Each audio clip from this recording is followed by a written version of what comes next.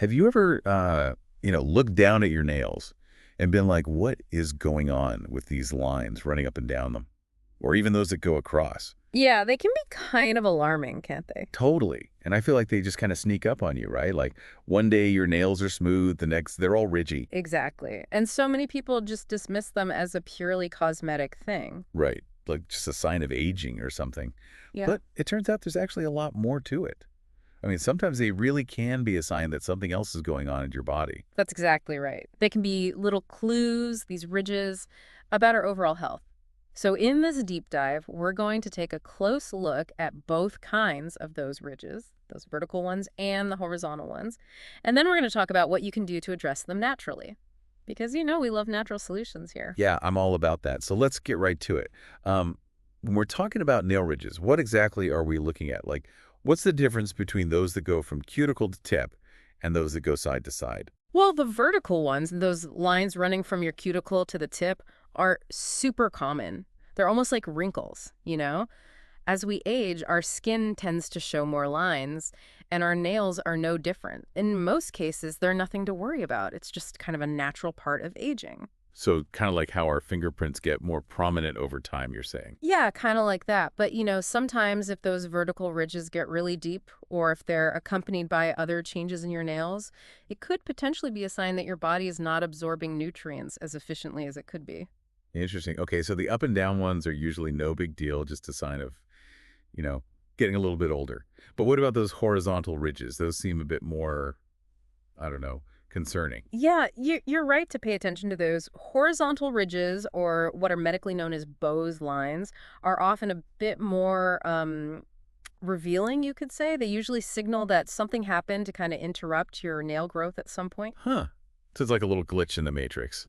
Exactly. It could be a past illness, an injury, even a period of really intense stress, or certain medications can cause it too. Wow. What happens is that the nail matrix, which is where your nail cells are produced, it sort of slows down or pauses for a bit. Yeah. And then when it starts growing again, that's when you get that horizontal indentation. It's like a little timestamp, like a record of what your body went through. That's so cool. Like your nails are literally keeping a timeline. Hmm. So knowing the difference between those two types of ridges is really important. Er, Now let's talk about some natural solutions. I know we're both big fans of those. And I think a good place to start is hydration. Absolutely. Hydration is fundamental to so many things, and that includes nail health. So how does something as simple as moisture affect those ridges?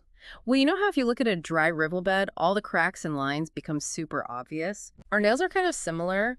When they're lacking moisture, they get more brittle, and any existing ridges become way more noticeable. So the more you can hydrate that nail plate, the more you improve its flexibility and overall health, and that can soften the appearance of those lines. So we're not just talking about slapping on some hand lotion, right? Yeah. How can we really make sure our nails are getting that moisture they need? Right.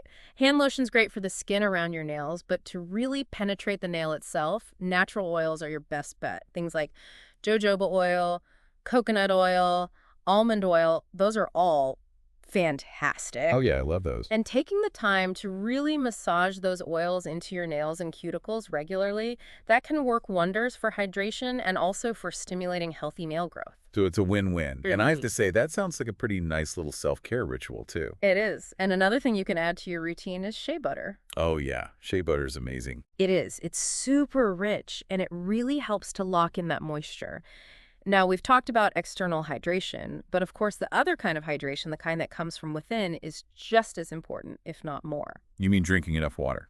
Exactly.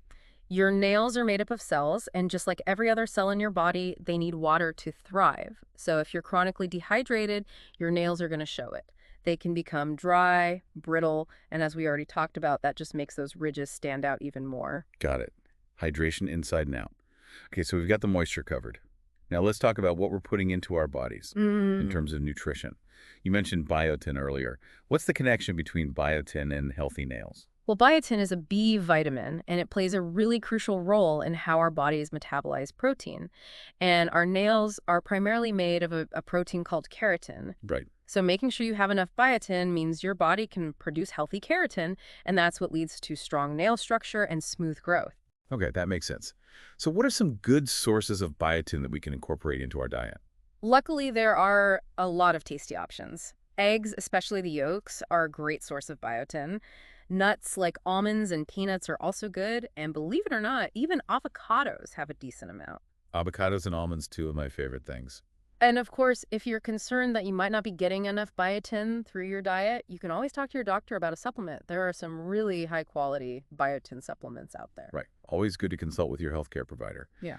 You also mentioned collagen earlier. I usually associate that with skin elasticity, but what role does collagen play in nail health? You're right. Collagen is really important for skin, but it actually provides structure and strength to a lot of different tissues in our bodies, including our nails. You can think of it as kind of like the scaffolding that supports healthy nail growth. Yeah. So the more collagen you have, the stronger and smoother your nails are likely to be, and the less likely they are to break or develop those prominent ridges. I never knew that. So how can we make sure we're getting enough collagen? Well, bone broth is a great natural source of collagen. A lot of people swear by it. And there are also collagen supplements available, which can be a convenient option. Okay, good to know. It's amazing how everything in our body is so interconnected. All right, let's move on to iron and zinc. What's their role in the nail story? So both iron and zinc are essential minerals that play a role in healthy cell growth and development. And that obviously includes nail formation. Iron helps to carry oxygen to our tissues, and if you're deficient in iron, you might actually see changes in your nails. Interesting. As for zinc, it's involved in protein synthesis, which is obviously super important for nails since they're made of protein. So if you're not getting enough zinc, that can affect the overall health of your nails. So you want to make sure we're getting enough of both of those. Exactly. Aim for a balanced diet that includes good sources of iron and zinc, or talk to your doctor about supplements if you need to. Right. Makes sense. Okay, we've talked about hydrating our nails from the inside and out, and we've talked about nourishing our bodies with the right nutrients. Now, let's get a little more hands-on.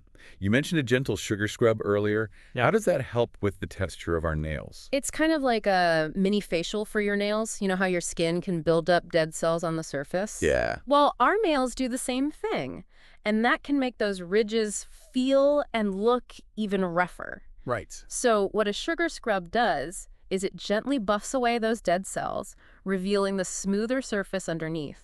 Plus, if you use olive oil in your scrub, you get that extra moisturizing benefit as well. That's so smart. And I love that it's something you can easily make at home, just sugar and olive oil. That's it. Just massage it gently onto your nails and cuticles, and you're good to go. I'm definitely trying that.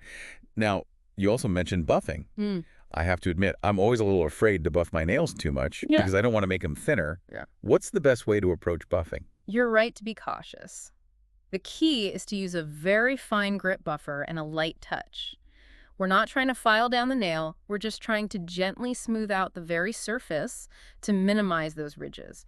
If you overdo it, you can definitely weaken your nails, so be gentle. And also use long, even strokes going in one direction. Got it. So gentle buffing, check. Yep. Now, are there any other everyday habits that we might not even realize are making our nail ridges worse? Oh, absolutely. One of the biggest culprits is nail polish remover. A lot of nail polish removers contain acetone, which is a solvent. And while it's great at removing polish, it can also really strip your nails of their natural oils. And that leads to dryness, which, as we know, can accentuate those ridges. Right. It's all connected. So if you can, opt for an acetone-free nail polish remover. It's much gentler on your nails. That's a great tip. I'm going to check my nail polish remover as soon as we're done recording. What else should we watch out for? Well, another thing to be mindful of is exposure to harsh chemicals. Like when you're cleaning the house, for example. A lot of cleaning products contain chemicals that can be really damaging to your nails, drying them out and weakening the structure. Oh, okay. Same goes for prolonged exposure to water. Like if you're washing dishes for a long time without gloves, that can actually dehydrate your nails too. So wearing gloves whenever you're doing those kinds of tasks can make a big difference. It creates a barrier and protects your nails. Simple changes, but they can make a difference. And what about the way we file our nails? Are there any best practices there? There are. You know how some people file the nails back and forth? Yeah. Well, that can actually create tiny little fractures in the nail plate, which can lead to splitting and more damage. Oh, well, I've definitely been guilty of that. It's a common mistake. The best way to file your nails is to go in one direction only, from the side towards the center of the free edge.